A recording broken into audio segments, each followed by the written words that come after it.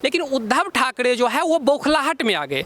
मैं उनके ही उद्धव ठाकरे के बोले हुए बयान पे कहता हूं कि महाराष्ट्र पुलिस, अगर आप न्यूट्रल हो, आपने मंत्री के एक स्टेटमेंट पे उनको अरेस्ट कर लिया तो उद्धव ठाकरे को जाके बोलो। मैं उनका स्टेटमेंट कोट कर रहा हूं। उद्धव ठाकरे बोले सेना भवन के बारे में कोई ऐसा बोला तो उसको मुंह तोड़ देंगे। एक मुख्यमंत्री बोल रहा है, मुंह तोड़ देंगे।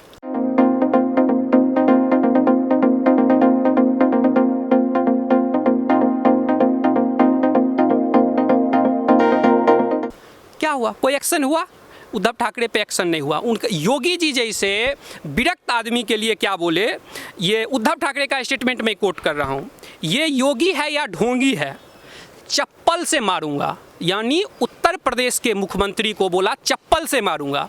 और योगी जी की मैच्योरिटी देखिए कि जब वो महाराष्ट्र से अयोध्या आए उद्धव ठाकरे जी, तो उनका स्वागत, उनका सिक्योरिटी, सब कुछ व्यवस्था योगी आदित्यनाथ ने किया। योगी जी को बोले थे ढोंगी है, इसको चप्पल से मारेंगे। यानी महाराष्ट्र के मुख्यमंत्री का ये स्टेटमेंट है। तो ये होता है मैच्योरिटी का लेवल। तो इनका जो महामिलावटी सरकार है महाराष्ट्र में, तो राणे जी जो हैं, ये जो है महाराष्ट्र के काफ़ी एक्सपीरियंस लीडर हैं। तो उद्धव ठाकरे को उनसे डर लग रहा है कि बीएमसी पे जो उनका कब्जा था वो कब्जा छीन ना जाए, क्योंकि बीजेपी ने उन्हें महाराष्ट्र भेजा है, राणे जी को स्पेशली, कि बीजेपी को वहाँ मजबूत करके अपने दम पे बहुमत दिलाए। क्योंकि बीजेपी के साथ तो उद्धव ठाकरे जी ने पद के लिए सिर्फ बीजेपी के साथ गद्दारी नहीं की, सभी हिंदुओं के साथ गद्दारी की। बाला साहेब जो हिंदू हृदय सम्राट थे, उनका बेटा ऐसा नालायक निकलेगा, ये किसी को उम्मीद नहीं था कि उनका बेटा ऐसा नालायक निकलेगा कि हिंदुओं को गाली देगा। जब साधु का लिंचिंग हो जाएगा तो वो जो मार रहा है उसको पकड़ के जेल में नहीं डालेगा। पालघर का इंसिडेंट आपको याद होगा। एक राष्ट्रवादी पत्रकार जो अर्नब भाई है, जो जिसके जीवन में राष्ट्रवाद के सिवा कुछ है ही नहीं, पूरा जीवन राष्ट्रवाद ही उसमें रचा बसा है, उसको घसीटते हुए जेल ले जाना, उसको आतंकवादी के साथ जेल में रखना ताकि अर्नब भाई को मारा जा सके। आतंकवादी मार देगा तब अर्नब बोलेंगे कि आपसी फाइट में मार दिया गया। ऐसे ऐसे षड्यंत्र जो है महाराष्ट्र में चल रहा है। तो महाराष्ट्र को बंगाल नहीं बनने देना चाहिए। महाराष्ट्र की जनता को यह सोचना होगा कि क्या वो महाराष्ट्र को पश्चिम बंगाल बनाना चाहते हैं, जहां पे पश्चिम बंगाल में निर्दोष हिंदू महिलाओं के साथ बलात्कार होता है, निर्दोष हिंदुओं का सर फाड़ दिया जाता है, जिसका हाईकोर्ट जो है, अभी हाईकोर्ट ने ह्यूमन राइट जो वहां गए थे कमीशन, उन पे भी हमला किया गया। हाईकोर्ट जो है, हाईकोर्ट ने भी इस पे टिप्पणी की है। तो इसीलिए बंगाल जो है वैसा हालत महाराष्ट्र को नहीं बनाना चाहिए। एक कश्मीर का ऐसा हालत है, अब बंगाल का ऐसा हालत हो गया, अब धीरे धीरे महाराष्ट्र का भी ऐसा हाल कर देंगे।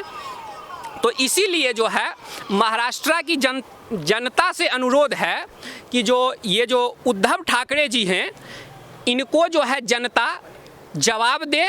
और उद्धव ठाकरे जी जो ये क्या कहते हैं, बॉलीवुड का जो गैंग है, इस पे भी जो उद्धव ठाकरे जी जो है अपना मतलब पावर जताना चाह रहे हैं, उनसे ज़बरदस्ती ट्वीट करवाते हैं।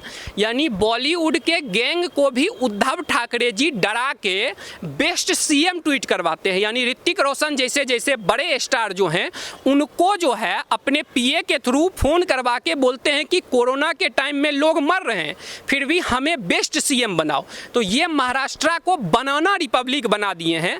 अपने पद को सीएम का पद बना रहे, पैसा कितना भरा रहे, अपने बेटा को कैसे बनाएं, बेटा के कैरियर को बनाएं, इसके लिए महाराष्ट्र के युवाओं के सपना को कुचल दो, हिंदुओं को आपस में तोड़ दो, सड़क पे नमाज पढ़ने के नाम पे जाम लगवा दो। ये सारे काम उद्धव ठाकरे जी कर रहे हैं। और इन सब के जड़ में एक ही चीज़ है कि उन्हें सत्ता का मोह हो गया है, और सत्ता को पाने के लिए वो किसी हद तक गुजर सकते हैं। उनका जो गृह मंत्री था, वो गृह मंत्री सुशांत के डेथ पे मतलब ऐसे आया और बोल दिया कि ये सुसाइड है। मतलब कोई इन्वेस्टिगेशन नहीं, कुछ नहीं। इसी से उनसे मानसिकता पे पता चलता है। और इनका बेटा जो राणे जी के जो बेटा हैं, वो इनको बेबी पेंगुइन बोलते हैं। तो उन्होंने आरोप लगाया है कि ये जो है सुशांत के मर्डर में इनका इन्वॉल्वमेंट है। फिर राणे जी के बेटा ने ये आरोप लगाया है। तो मैं उन्हीं को कोट कर रहा हूँ लेकिन शिवम जी, आप जिस तरीके से देख रहे हैं कि किसी केंद्रीय मंत्री को अरेस्ट कर लेना कोई छोटी बात नहीं होती, एक प्रोटोकॉल भी होता है, एक सिस्टम होता है और सारी चीज़ें होती हैं, लेकिन पुलिस ने तो वो सारी चीज़ें ताक पे रख दिया ऐसा लग रहा है। देखिए, पुलिस ने तो जो घटिया काम किया है वो तो मुख्यमंत्री के प्रेशर में किया है, लेकिन ये सोचिए कि उन्होंने बोला क्या था। कोई जो पिता तुल्य होते हैं वो शिवसेना में रहे हैं, उनके सामने उद्धव ठाकरे बड़े हुए हैं और बेटा गलती करता है तो पिता बोलते हैं कि जो थप्पड़ लगाएगा तब सुधरोगे, इतना सा बात था जो कि वो खुद बोल चुके हैं उद्धव ठाकरे योगी जी को कि जूता से मारेंगे, चप्पल से मारेंगे, तो अपना बात भूल गए। हाँ, उनको एक पिता तुल्य व्यक्ति इतना बात बोल दिया तो भाई आप कानून से चलिए। इस छोटी सी बात के लिए हाईकोर्ट गया केस, हाईकोर्ट ने भी इस केस को मतलब उनके केस पे रोक लगाया है। तो इससे पता चलता है कि उन्होंने गलत अरेस्ट करवाया। और उनका एक मंत्री हैं अनिल परब, महाराष्ट्र सरकार में मंत्री हैं, इनका एक वीडियो वायरल हुआ है और अमित शाह जी से मैं रिक्वेस्ट करता हूं कि इसका सीबीआई जांच हो। और जब सीबीआई जांच होगा तो अनिल परब जी जो हैं ये पुलिस को किस अधिकार से ऑर्डर दे रहे हैं, क्योंकि उस वीडियो में ये क्लियर सबूत है, जो वीडियो लीक हुआ है अनिल परब जी का, उसमें ये एक एक मिनट का पुलिस का अपडेट ले रहे हैं कि तुमने अभी तक गिरफ्तार क्यों नहीं किया। पुलिस उन्हें इन्फॉर्म कर रहा है कि यहाँ पे वो मतलब उनके लोग जमा हो गए हैं, उनके समर्थक। तो अनिल परब जी किस अधिकार से पुलिस पे दबाव बना रहे हैं, वो माफिया के तरह चला रहे हैं। तो इस पे भी अमित शाह जी से मेरा रिक्वेस्ट होगा कि सीबीआई जांच करवाया जाए ताकि उनके फ़ोन को जब्त किया जाए अनिल परब जी के, जो महाराष्ट्र सरकार के मंत्री हैं, जिससे उनको जो है अगर जांच हो गई तो उन्हें जेल में सरना पड़ेगा और ये सरकार भी गिर जाएगी। चाहे पालघर का मामला हो, चाहे सुशांत का मामला हो, चाहे अब ये मामला हो, लगातार महाराष्ट्र पुलिस की भूमिका पर सवाल उठते रहे। तो महाराष्ट्र पुलिस आखिर किसके अंडर में और किस प्रेशर में काम करती है? देखिए, इसी से पता चलता है कि महाराष्ट्र के पुलिस कमिश्नर के खिलाफ लुकआउट नोटिस जारी हो रहा है। महाराष्ट्र का जो सचिन वाजे है वो सैकड़ों करोड़ वसूल करके गृह मंत्री को देता है। तो इन लोगों का जो है आपस का जो भांडा है वो फूट गया है। देश की जनता देख रही है और महाराष्ट्र की भी जनता देख रही है। तो वो इन्हें आगे जवाब देगी, क्योंकि ये लोकतंत्र है। तो यहाँ मतलब लोग उनके तरह उद्धव सरकार के तरह तानाशाही नहीं चलेगा कि कोई लड़का एक एफबी पोस्ट कर दिया तो उसको उठा के जेल में डाल देंगे। और जो फ्रीडम ऑफ एक्सप्रेशन के चैंपियन बनते हैं वो लोग भी चुप्पी साध लेते हैं कि भाई अगर मैंने फेसबुक पे कोई पोस्ट लिख दिया उद्धव सरकार का तो क्या डेमोक्रेसी नहीं है? मैं उद्धव सरकार का क्रिटिसिज्म नहीं कर सकता हूँ? तो जो उनका क्रिटिसिज्म करता है हिटलर की तरह उसे वो उठा के जेल में ठूस देते हैं। कई एग्जाम्पल है, अपने शिवसेना के गुंडों को भेज के मरवाते हैं। जैसे वो एक सेना के जवान थे, उनके सोसाइटी में घुस के उनको खींच के मारा था शिवसेना का गुंडा। अभी राणे जी के घर पे जाके शिवसेना के गुंडा ने पत्थरबाजी किया है और उस पे पुलिस कोई एक्शन नहीं लेती है। तो इससे पता चलता है कि ये सब मिले हुए हैं और ये सारा काम जो है उद्धव ठाकरे जी के इशारा पे हो रहा है और वो अपने सत्ता को बचाए रखने के लिए सारे कुकर्म को ढक रहे हैं। लेकिन ज़्यादा दिन ये छुपेगा नहीं, इसको बाहर आना पड़ेगा। और जिस तरह बिहार में लालू यादव ने भ्रष्टाचार के कारण उन्हें जाके जेल में बुढ़ापा में सरना पड़ा, उसी तरह से उद्धव ठाकरे जी हो या इनके जो मंत्री हो उन पे केस चल रहा है, मंत्री भागे भागे फिर रहे हैं और उनको जेल में जाके सरना पड़ेगा। और ये आपके और हमारे सामने जल्द ये घटना घटे। बीजेपी जवाब देगी उद्धव ठाकरे को इस घटना का, इस पूरे वाकये का? क्योंकि बीजेपी अभी तक उतनी उग्र नहीं है, शांति से।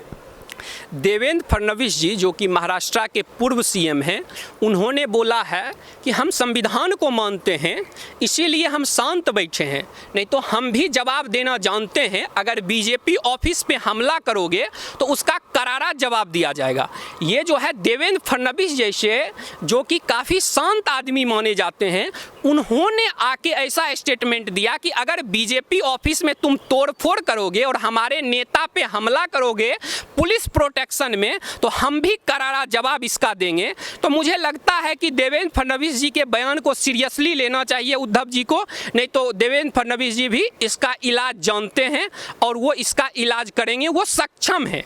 इस इलाज करने में उद्धव जी के। अच्छा, अगर जैसे उद्धव जी ने अपने अब एक बयान के बाद कार्रवाई शुरू कर दी, पुलिस से अरेस्ट करवा दिया, कोर्ट तक मामला गया, तो क्या इन्होंने एक नया ट्रेंड चला दिया? अब इसके बाद बीजेपी भी कर सकती है कार्रवाई किसी पे भी? हाँ, कोई बयानबाजी करता है? देखिए, ये जो है इस नहीं तो शुरुआत होनी। ये घटिया काम जो उद्धव ठाकरे की पुलिस ने किया है, ये जो घटिया काम किया है, इससे नया ट्रेंड बनेगा। ये बात जो आपने बोली है ये बिल्कुल सत्य है कि इससे एक जो है मतलब ऐसा बन जाएगा कि बंगाल में ऐसे ही सीबीआई के साथ क्या होता है, बंगाल में केस करने जाते हैं तो ममता दीदी उसके घर पे हमला करवा देती है, सीबीआई का ऑफिस घिरवा देती है।